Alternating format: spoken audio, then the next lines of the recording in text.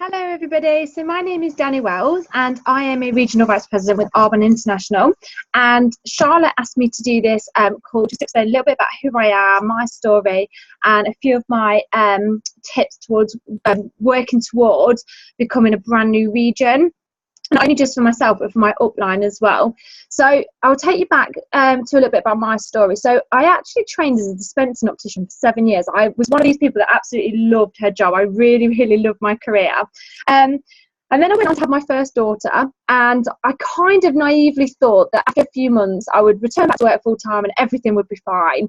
But as it happened, I had this brand new baby and I didn't want to be away from her. And so I compromised and decided to go back to work at the opticians 2 days a week. And then I was really present with my daughter at that time. That was great. And we still had our 2 great incomes coming into the house, and everything was just brilliant, really. Everything was just perfect. Didn't have a plan B because why would I? Life was perfect. And then the unpredictable happened. So you kind of like never think the unpredictable will happen to you, which is why most of us don't have plan Bs, which I didn't, but it happened. So basically I had my second daughter. And she was actually, when she was born with a huge brain hemorrhage, and she had a stroke, and it left her with enormous brain damage that left her on life support and left her really struggling for the beginning of her early life. And we were told that she wouldn't have any quality of life. She wouldn't be able to walk, talk, she'd be completely unable. And I made the decision, because she needed full-time care, that I would leave my career, because it's me and my husband, obviously between her mum and her dad. And I decided I'd leave my career so that I could look after her, take her to all of her appointments. She had 5 to 6 appointments every single week in 3 different cities, so Nottingham, Leicester and Loughborough. So I did all that travel with my toddler and then with my new baby, and sort of became a full-time carer, really. Left my job. Our house still had all the same bills going out. We still had council tax, rent to pay for, gas, electric, car, all these things to pay for, but we'd lost half of our monthly income with me now not working. I did go on to carer's allowance, which is about £50 a week. So that was what I lived off. Wasn't too thrilled to think that I'd be spending most of my life on government help. Not that there's anything wrong with people being helped by the government temporarily, but it wasn't something long term that I wanted to stick with. So I was looking for something else, but I found that everything I looked at I couldn't do with my children. I'd have to leave them. So if I went to work at the local supermarket, I couldn't take them with me. And anything I looked at doing from home with my children, I couldn't do because I didn't have the skills to do it. I had no craft abilities. I had no talents. There was nothing that I could do. So for 2 years, I was just absolutely miserable. I was looking after my children, but I was miserable because I was constantly skint. I was constantly in the overdraft. So was my husband. We were just rowed all the time about money because we had none. Isn't it ironic how you row about things that you don't have? And I was just fed up. I was absolutely fed up. I wasn't creating an exciting life. I was saying no to everything because I couldn't afford to do anything that I was asked to do. And I was embarrassed. My clothes were just awful because they hadn't been replaced in 2 years. It was just not a good time. So there I was moaning on Facebook one day, as usual. I was a bit of a serial moaner at this point as well, woe is me and all that. And one of my friends contacted me and said, I've started a new business. I need you to hear about it. Come round for a coffee. So I was like, oh, okay. So I gathered up the kids and we drove over about 20-minute drive to go and see my friend and hear about her new business. Not that I thought for a second that it would probably be something that I could do, because as I already said, I had no skills. So what on earth could I possibly do that she was going to tell me about? And she basically said, I've started this business a few days ago with this company, Arbon. Have you ever heard of it? And I said, no, never heard of that. And she says, okay, it's all like health and wellness products, like skincare and all of that. And I was like, all right, okay. Wasn't really into skincare, but I was like, right. She goes, basically, if you use these products and you tell other people about them, so like word of mouth recommendations, you get paid for it. And I was like, all right. I was like, what? I was like, so if I shower in these products, wear this makeup, have this for breakfast and lunch, and tell other people what I think, I'm like advertising this company and I'm going to get paid for it. And she's like, yeah. I was like, I can do this. I can shower and eat and drink around my children. And if I'm in hospital with my child, I can do that still. I still eat, drink and shower. And she was like, yeah. I was like, yeah, let's give it a go then. So I started my business thinking, this sounds so easy. And obviously, like we all know, our it's not easy. No business is easy. No worthwhile business is easy. But it was flipping straightforward. So I just realised all I had to do was use as many of the products as possible and share with as many people as possible. That was it. So I started looking for people that I could add value to their life, whether that was by telling them about these great products specific to them. So whether that was skincare they're interested in, nutrition they're interested in, spa, cosmetics, adding value to their lives by giving them information that I had. And I started to learn about the products as well. So I could be really credible. I could be a real expert in my field, adding value to their life like that. And also I was finding people that I was adding value to their life by teaching them how to create this extra income as well. So I was sharing with them how simple this business was and expressing to them, look, any business is not easy, but this is doable around your full-time job, around your children, around your sick parents. This is a great plan B to build up so that if anything happens to you or your family, you've got this. And then if in the future you just want to do this, you absolutely can, because it can create something out of nothing.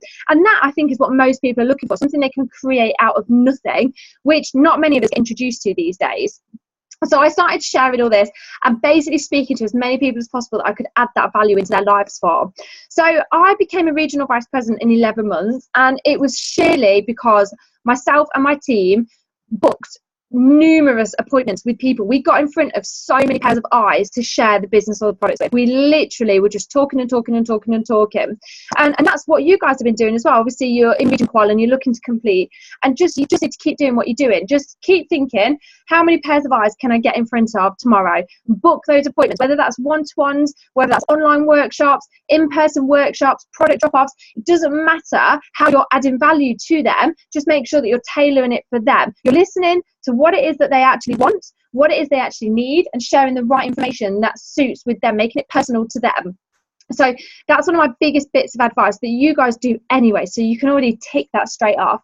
My next bit of advice is to make sure that you've linked arms together, because you cannot become a new region by having, I think like Ian Pritchard did a call for you guys the other week, by having a missing piece of the jigsaw. You have to be a complete jigsaw puzzle. And if you've got a missing piece, someone has to work doubly hard to fill that piece, or you need to fill it.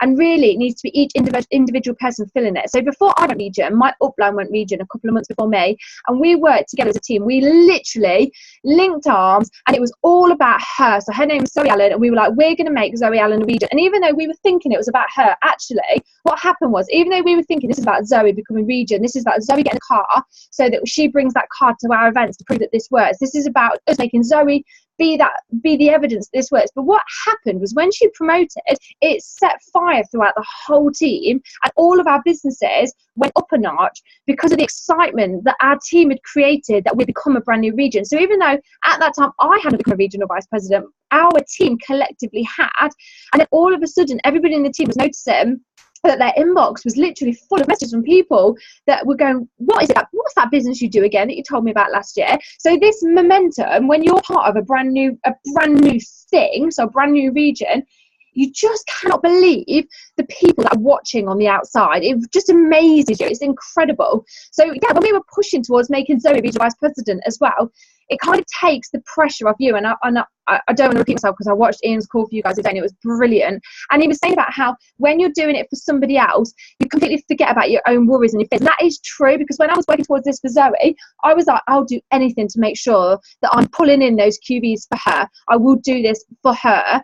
And you don't feel panicked or worried, because you're not worrying about if people say no to you. Because if people say no to you, you're like, okay, I'm obviously not going to add value to your life, and that's fine. Let me talk to the next person. So when it's about somebody else, you work so much better. I don't know why, but you do. So really take advantage of that right now, like you all are. So book as many pairs of eyes as humanly possible between now and the end of the month to listen to what you've got to say, because what you've got to say is vital, that they need to hear it. They need to hear what you've got to say, because what you've got to say is credible, personalized information that's going to benefit and value their life. You know it, I know it, they just need to know it. So you need to meet them and tell them what's going to benefit them, whether that's products or business. I don't know, it's individual and tailored per person, but you have got something that's going to help them. They just need to hear about it.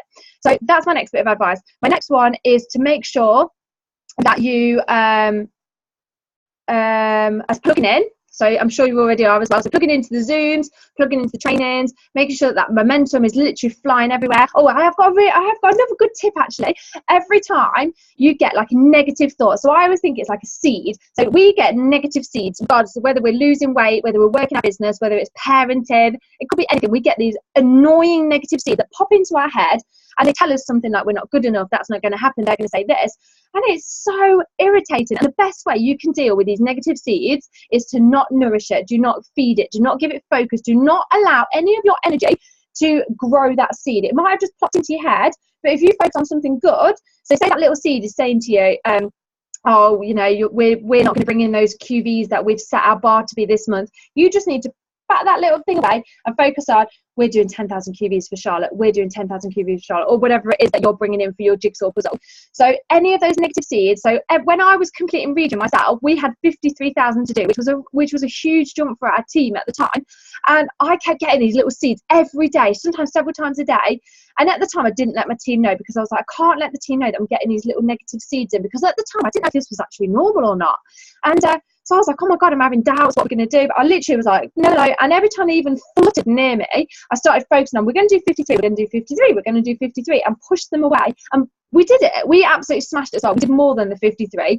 And then when we were going for nation qual as well, I was getting these little sad seeds of doubt. And what I found was I let them sink in. I fed them and I nourished them and I nurtured them. And that month I did not go nation qual. And I truly believe it was because I let those seeds settle and I focused energy on them. And we mustn't do that. So do not focus any energy on those little seeds. Just bat them away and ignore that they're there and focus on the goal. Focus on the goal. Focus on the goal. Whatever the QVs are that you're bringing in for your jigsaw puzzle, for your region, make sure you've written that down on a little post-it note.